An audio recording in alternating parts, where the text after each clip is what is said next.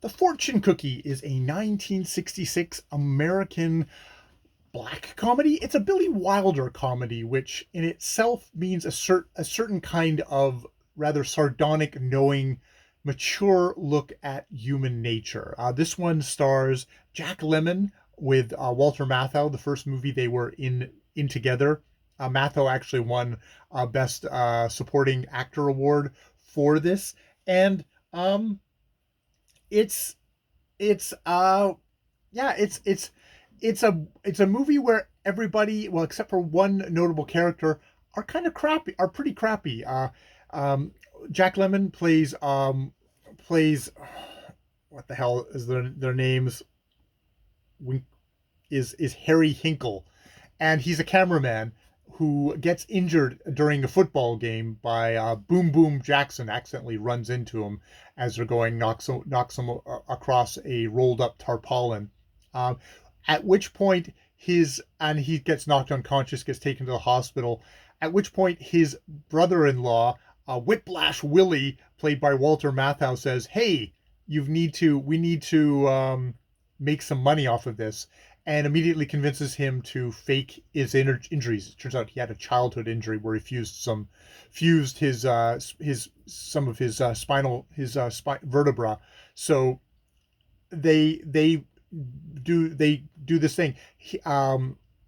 Harry Hinkle sort of kind of gets into this because he still is holding a torch for his ex-wife who left him for a musician, and hates her, but also just completely hung up on her still. And when he gets injured, she calls, and it's like, oh, this is kind of a way to get her back. And so things unfold from there, and it is really delightful in just how crappy these people are. Even Jack Lemmon, who sort of allows himself to get snowed into this, he's doing something. He's lying, and it is specifically affects Boom Boom Jackson, played by is it Richard Rich by Ron Rich. Um, this black is he a receiver? I can't remember. You don't think he's the quarterback? He's like a receiver. Yeah, because he returns punts really well, I think, is one of the notes. But it really affects him, and he feels really guilty about hitting Jack Lemmon's character, and spends all his time kind of nursing him and doing all this stuff. The wife she is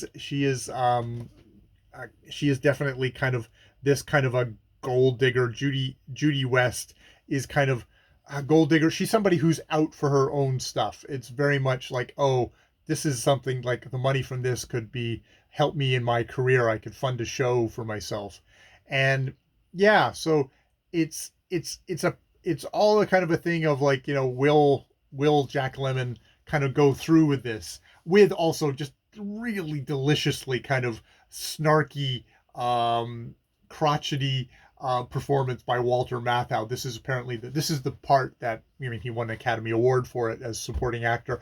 This is really what got him on the map. And actually, he actually ended up having a heart attack during the production of it, and they had to shut down for like, I think, 7 weeks or something. But it was like, oh, it's definitely worth waiting for, because Jack Lemmon's kind of wistful wistful gentleness, and kind of like getting bullied, is works really well with the kind of the really sarcastic, mean, just kind of vivacious Walter Matthau in this part. They really bounce off each other well, and you can see why they are going to go on to do a lot more work with each other. Billy Wilder has got this script where he's not letting anyone off the hook. It's like everyone is in one way or the other kind of compromised. Ron Rich, I guess, is the only one who you might say he is actually kind of He's the one who feels guilty about this and tormented by this, and I mean that's good, because it gives Lemon's Harry this is like, I'm not just scamming some insurance company. I'm destroying this guy's life, this guy's career. and what's going to happen out of that. It is photographed in black and white, and like, yeah, by 1966, wow, they just had this down. It's just got that kind of wonderful crisp black and white with some pretty shots every once in a while. But I mean, it's a comedy, so they also are shooting it fairly kind of straightforward. Um, there you can I guess you can kind of make an argument about exactly how well it treats Jack Lemmon's ex-wife. She is strictly, I mean, she's got some stuff where you think it's like, oh, she has some actual affection towards Jack Lemmon's character, but I mean, she's as bad as Whiplash Willie, but maybe without as much kind of that agency. She's just glomming on to the next guy that's going to get her stuff. Um, they use some racist language at a certain point to specifically to get Jack Lemmon's goat, and force a revelation, which is like, I mean, you have Jack Lemmon being the one who's reacting to it and kind of saying is like, oh, he was just tricking you. Um, so it's somewhat uncomfortable that way. There's also just a thing of like, it's kind of a he's Ron Rich is very much the nice black guy who's like, oh, I just want to take care of you and drive you places and stuff like that, which is like, you can see this play today that maybe that black character wouldn't be such shouldn't be such a lovable um oaf or simple. He's not simple. He's an intelligent guy, but they definitely play it as kind of a submissive character. I mean, he's doing housework, and yeah, that feels slightly odd. It's definitely a black character in a white movie. For all that I really enjoy this movie. So yeah, that is my thoughts on the fortune cookie. And yes, in this, Jack Lemon's character is sort of the fortune cookie, and like, oh boy, I got this prize in my hand. um and yeah, we'll see where we'll see where it goes. We'll see where it goes from there. um is it a cookie that it's worth getting, at the price of a lot of other stuff, or is it something that's pretty empty and hollow? So yeah. Uh, cool. It's always great to see Billy Wilder movies. I really enjoy just the general tone, the general kind of sardonic eye he casts upon human nature, and you know all the characters are implicated in that, which I think I found with movies. There's a disappointment with movies in the 30s, where there was a lot of kind of gray area. A lot of people could be, you could be a person who's, very human, very, you're sleeping around, you're drinking, you're you've got maybe not great characters, but you're an actual character. Whereas things feel a little bit more whitewashed. We get the westerns. It's probably why noir movies are such a kind of, we can have gray characters.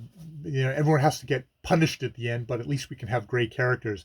This is definitely kind of one of these maturer pictures where, though it does very much have that kind of that ending, which is like, you're gonna feel good about Jack Lemmon at the end. It's like, well, he did all this stuff going up to it. It's like, what does he deserve? I mean, thing is, he does not get rewarded for the things in the show. He's sort of, some ways he's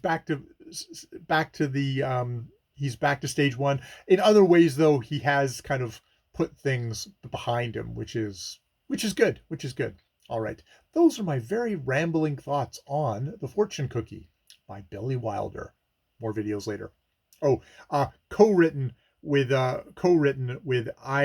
IAL Diamond, who was Itek Izik Dominic. Was a Moldovan American screenwriter, best known for his collaborations with Billy Wilder, who he was born in Romania, present day Moldova, and he emigrated with his mother and sister following his father to Crown Heights area of Brooklyn in the United States. And I could read, I guess, more about I could read more about that, but he began collaborating with Billy Wilder, working on the film Love in the Afternoon, and they later wrote the classic films Some Like It Hot, The Apartment, which won the Academy Award for Best Screenplay, 1, 2, 3, Irma. 1, 2, 3, Irma la Douce, Kiss Me Stupid, and The Private Lives of Sherlock Holmes. So yeah, had a very good, very good run there. All right, I will leave it there. More videos later.